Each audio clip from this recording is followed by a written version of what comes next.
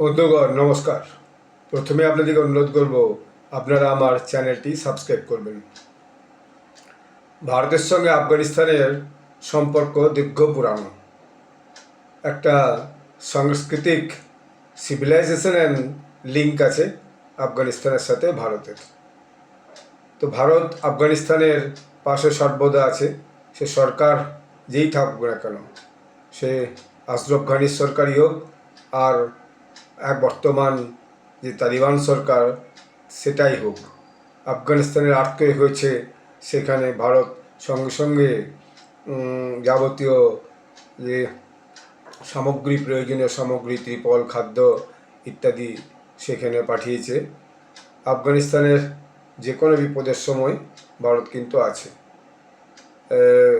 কোভিডের সময় Covid vaccine পাঠিয়েছে এবং এই আফগানিস্তানের যে পার্লামেন্ট ভবন, সেই পার্লামেন্ট ভবন ভারত তৈরি করেছিল, তাতে যে ক্ষতি হয়েছিল সে সমস্ত রিপেয়ার করেছে।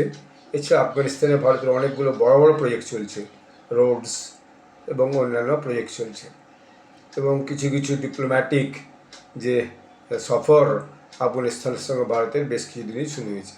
এখন গত কিছুদিন যাবৎ কথা চলছিল যে আফগানিস্তানের যে বিদেশমন্ত্রী এবং যিনি আফগানিস্তানের মন্ত্রিসভার সবচেয়ে পপুলার মুখ, পরিচিত মুখ, তিনি হচ্ছেন বিদেশমন্ত্রী আমির খান মুত্তাকি। তিনি ভারত আসবেন একটা দ্বিদেশীয় যাত্রাতে, বিদেশ যাত্রাতে। তো সে আমির খান মুত্তাকিকে বাইরে যাওয়ার রাষ্ট্রপুঞ্জের যে নিরাপত্তা পরিষদ, তার পারমিশন নেওয়ার দরকার ছিল, কারণ সেখান থেকে আমির খান মুত্তাকির বাইরে কোনো দেশে যাওয়া বারণ আছে। কারণ এখনও রাষ্ট্রপুঞ্জ কিন্তু আফগানিস্তানকে স্বীকার করেনি, বা পৃথিবীর অধিকাংশ দেশই আফগানিস্তানকে স্বীকার করেনি।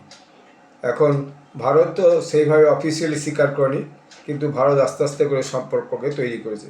কারণ আফগানিস্তানের যে লোকেশনটা, সেই লোকেশনটা অত্যন্ত গুরুত্বপূর্ণ। চীনও সঙ্গে সঙ্গে আফগানিস্তানে পৌঁছে গেছে। আফগানিস্তানে প্রচুর রেয়ার আর্থ, দামি দামি রেয়ার আর্থ মেটেরিয়ালস আছে, সেই জন্য চীনও আগে পৌঁছে গেছে। যাই হোক, এমন একটা সময় আমির খান মুত্তাকি ভারত আসছে যখন ভারতের সঙ্গে পাকিস্তানের একটা মস্ত টেনশন চলছে, এবং পাকিস্তান আমেরিকার ডোনাল্ড ট্রাম্পের সঙ্গে দেখা করে বলে এসেছে যে আফগানিস্তানে যে এয়ারবেস, বাগরাম এয়ারবেস, সেই বাগরাম এয়ারবেসকে পুনরায় ট্রাম্পকে দখল করার জন্য তারা সাহায্য করবে। যদিও আফগানিস্তান বলেছে আমরা আফগানিস্তানে 1 ইঞ্চি মাটি কাউকে দেব না। এরকম একটা পরিস্থিতিতে পাকিস্তানের চিরশত্রু আফগানিস্তান ভারতবর্ষে আসছে এবং অনেক দ্বিপাক্ষিক বৈঠক হবে। এটা খুব গুরুত্বপূর্ণ বিষয়।